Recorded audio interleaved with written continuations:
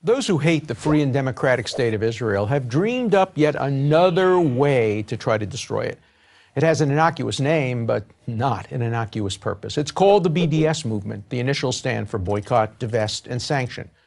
Created by Palestinian academics, it calls on individuals, on companies, on colleges, churches, cities, and even countries to starve Israel economically and isolate it socially. The ostensible reason for this is Israel's alleged mistreatment of Palestinians living in the areas of the Gaza Strip and the West Bank. Now, I support the idea of the creation of a Palestinian state. Actually, so do most Israelis. And I'm not particularly supportive of the West Bank settlement policy of the Israeli government. But I condemn the BDS movement in the strongest possible terms. Anyone who has any interest in creating a climate for peace in the Middle East should also condemn the BDS movement, as should anyone who simply understands the immorality of singling out Israel of all the world's countries for economic strangulation. Here's why. First, the BDS movement ignores historical reality. You don't have to delve too deeply into late 20th century history to learn that Israel gained control over the West Bank only after it had been attacked by Jordan in the 1967 Six-Day War. No attack by Jordan, no Israel in the West Bank. It's as simple as that. Furthermore, Israel, on at least two separate occasions, most recently in both 2000 and 2008, has tried to give almost all of the land it acquired in 1967 in the West Bank back to the Palestinians. It's the Palestinians who've rejected each of these offers. In other words, there's no need for the BDS movement, since Israel wants to give the Palestinians their own country. Israel only asks to be able to live in peace in return. Second, the BDS movement ignores current reality. Israel is one of the freest countries in the world, and by far the freest in the Middle East, an area where there's precious little freedom.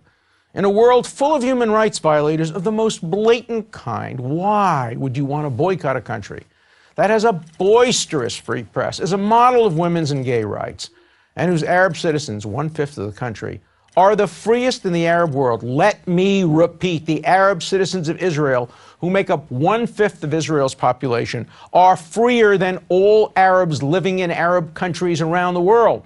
Now, the common sense principle of human rights is deal with the worst first. By this principle, there should be BDS movements against North Korea, against Syria, against Sudan, or a dozen other countries. Israel wouldn't even make the list.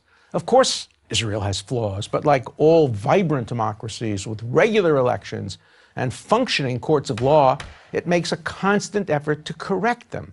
Let's not forget that Israel did not build a security fence on the border of the West Bank or establish checkpoints because it wanted to keep hard-working Palestinians out of Israel. It did these things because it wanted to keep terrorists out of Israel after enduring years of horrific suicide bombings following the peace talks that the Palestinians rejected in 2000.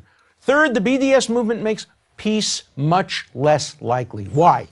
Because the Palestinians, if they believe that the BDS movement can strangle Israel economically and make it an international pariah, why should they ever negotiate? Why not just wait until Israel has no choice but to capitulate? But the BDS movement doesn't just hurt Israel, it hurts everyone. Israeli scientists and engineers are leading innovators in the fields of medical technology, in the fields of renewable energy, water conservation. The BDS movement wants to keep these scientists, as well as Israeli historians and other academics, from sharing their innovations and their knowledge and their insights with the world, with you. But the BDS activists don't care about helping the world. They care about hurting Israel. This leads to one final issue that has to be confronted: the motives of the people behind the BDS movement. Here, those tempted to support this movement must be very careful.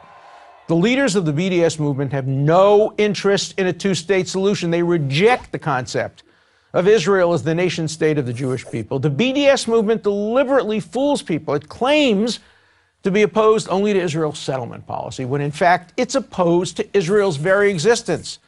You may have sympathy for the Palestinians and wish to help them. I share that sympathy. But by aligning yourself with the BDS movement, you are aligning yourself with people who don't want to see both sides thrive. They want to see one side, Israel, destroyed. They don't merely want to see a change in policy. They want to see an end to the nation state of the Jewish people. Do you want to spend your time and moral energy supporting such a cause? For decent people, the answer is no. I'm Alan Dershowitz, professor of law at Harvard University for Prager University.